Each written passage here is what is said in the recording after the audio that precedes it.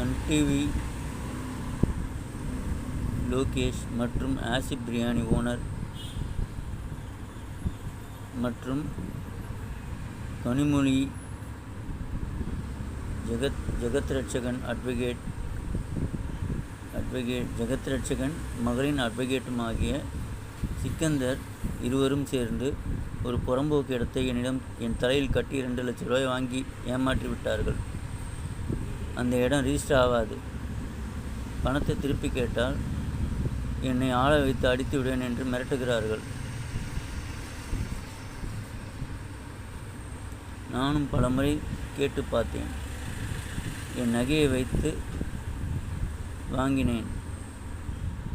கடைசியில் அது ரிஜிஸ்டர் ஆகாது, புறம்போக்கு இடம் என்று சொல்லிவிட்டார்கள். அவர்கள் என்னை மிரட்டியது மற்றும் அவர்கள் கொடுத்த டாக்குமெண்ட்டு அனைத்தும் என்னிடத்தில் உள்ளது. இன்று கமிஷன் ஆஃபீஸோ அல்லது காவல் நிலையத்திலோ புகார் கொடுக்க உள்ளேன்.